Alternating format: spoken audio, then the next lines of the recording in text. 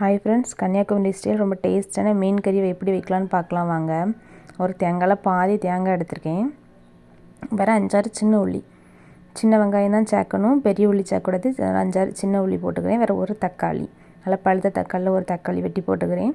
வேறு 1 ஸ்பூன் சீரகம், ஒரு 1/4 ஸ்பூன் போல் மஞ்சள் தூள் போட்டுக்கலாம். அடுத்து நம்ம காரத்துக்கு ஏற்ற போல் வத்தல் பொடி, நான் 2 ஸ்பூன் வத்தல் பொடி சேர்த்துருக்கேன். எனக்கு குழந்தை கொடுக்கறதுனால நான் காரம் குறைவா சேர்க்கறதுனால 2 ஸ்பூன் சேர்த்துருக்கேன்.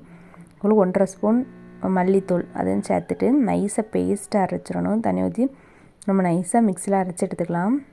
நல்லா அரைச்சி எடுத்தோன்னே சட்டியில் பாத்திரம் வச்சு கொஞ்சோண்டு எண்ணெய் ஊற்றிட்டு 1 ஸ்பூன் கடுகு நல்லா பொரிஞ்சோன்னே வெந்தயம் சேர்க்கணும். நெத்திலி மீன் கறிக்கு வெந்தயம் சேர்த்து ரொம்ப டேஸ்ட்டாக இருக்கும். அதுக்கப்புறம் கொஞ்சோண்டு சின்ன வெங்காயத்தை வெட்டி வச்சுக்கணும். 5 சின்ன வெங்காயத்தை பொடியாக அரிஞ்சு வச்சுக்கிடணும். அதையும் ஆட் பண்ணி நல்லா பொரிஞ்ச அப்புறம் 2 பச்சை மிளகா, வெங்காயம் ரொம்ப பொரிஞ்சு வரணும். அப்போ தான் குழம்பு ரொம்ப டேஸ்ட்டாக இருக்கும். புளி ஊற வச்சுருக்கேன். உங்களுக்கு புளிப்பு டேஸ்ட்டுக்கு ஏற்றப்பல நீங்கள் புளி ஊற வச்சுக்கலாம்.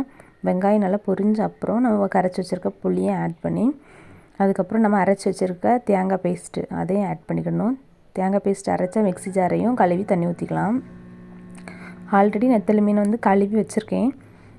அதுக்கப்புறம் நெத்தலி மீனை நம்ம ஆட் பண்ணிக்கலாம். நெத்தலி மீனை ஆட் பண்ணி ஒரு மிக்ஸ் பண்ணிவிட்டு நல்லா கொதிக்க விட்டால் போதும், குழம்பு சூப்பராக ரெடி ஆயிரும். ஃபஸ்ட்டே போடுறதுனால நெத்தலி மீன்லாம் கொஞ்சம் கூட உடையாது. நல்லா கொதிச்சு அப்புறம் உப்பு ஆட் பண்ணிக்கிறேன். பாருங்கள், எனக்கு குழம்பு கொதித்து நம்ம ஊற்றி எண்ணெய்லாம் பிரிஞ்சு வந்திருக்கு.